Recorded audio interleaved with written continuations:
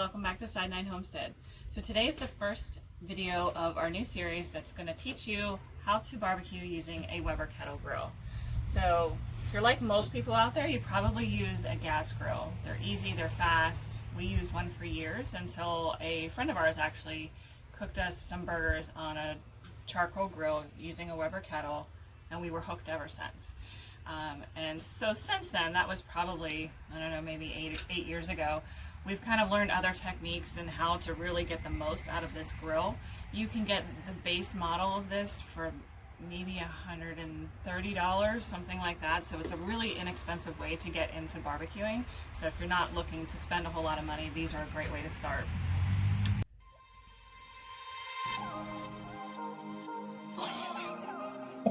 Show you how to make these amazing shotgun shells. We did the snake method with them too. So you have 2 layers of the briquettes on the bottom, one on the top. Look at those, they look amazing.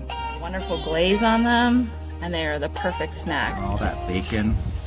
On the Weber kettle. Delicious. All right, we'll see you back in 15. Move that butter around a little bit, let that melt.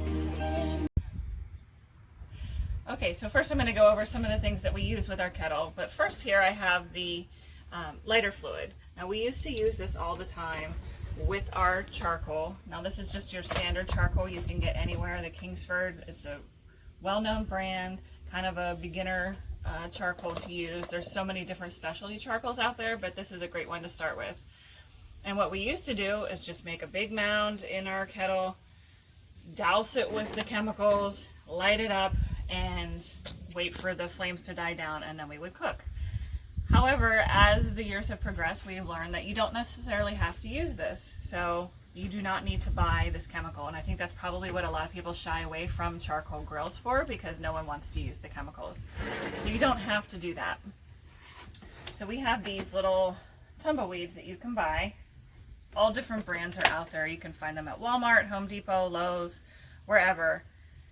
You use a couple of these. This one's actually really big, so I probably would only need one of these. Let me just show you how we normally would do it. So let me take the lid off of here. I would just put that on the top grate. And then the next thing you would use is a charcoal chimney. Now this is a really big one. They have some that are a little bit smaller. We liked this one because you don't have to tip it. It has a bottom. When you squeeze this, the bottom opens and then the charcoal will fall through. So it's a little safer. So you would put this over top of that, fill the chimney with your charcoal. So depending on how much you're cooking or kind of how much you're doing. So say you're just doing 4 burgers, you're not going to need that much charcoal because they cook pretty fast. So you'd probably only fill it maybe a third of the way. Once you have your charcoal in here, you would take a lighter. We use a little mini torch just because they're easy. You can get these anywhere at the hardware stores or things like that as well. You would light that, stick your charcoal in the chimney over top of it, and wait maybe 15-20 minutes. And what you're looking for, you'll see all the flames coming through, so they're actually lit, and then all of a sudden the charcoal will start to kind of have a white ash over them. That's when you know that they're ready to go. So for us, we have, some of the Weber kettles come with a solid top. Ours has little flaps on the side. You can use whatever, but you would just take this part off, get your charcoal down on the bottom grate, and try to keep it over to the side so that you have a hot zone and a cold zone. So that's the basics of starting your Weber kettle. As you can see, it's pretty easy and really inexpensive to get started. The thing that we really liked most about this, aside from just not using the chemicals and things like that, we love the taste. So when you have a really good charcoal burger that's cooked in a kettle like this, you can't beat that flavor. It has a little bit of a smokiness to it. You don't have that chemical taste, which is what I think a lot of people shy away from a charcoal grill for, because they don't want that chemical, where this way you don't have that, and they turn out really good and really delicious.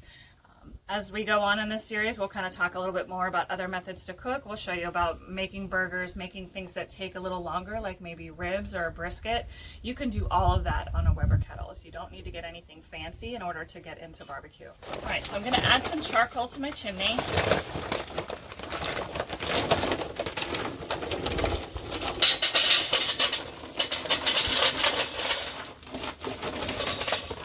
do a little bit for this amount.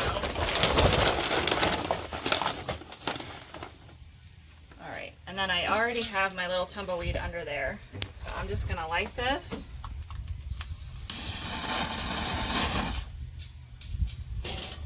And that's it. So like I said, it should take about 15-20 minutes. You'll see the smoke starting to come through. And once it's all ashed over and white, then we know that it's ready to put into the bottom of the kettle. Okay, these are ready to go. You can look in there and see that you can have nice flames. There's some white ash, but they're all hot and ready to go. So what I'm gonna do, you can see the tumbleweed actually still is there a little bit. I'm gonna lift up this whole thing just because it'll be easier for you guys to see.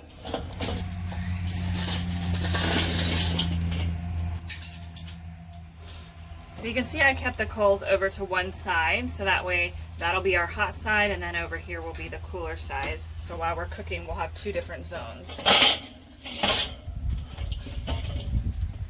Alright, it's hard to do this one-handed.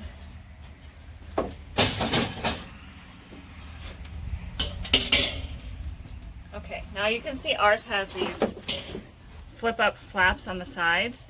This is so if you need more charcoal while you're cooking, you can open it, put more charcoal in with your charcoal.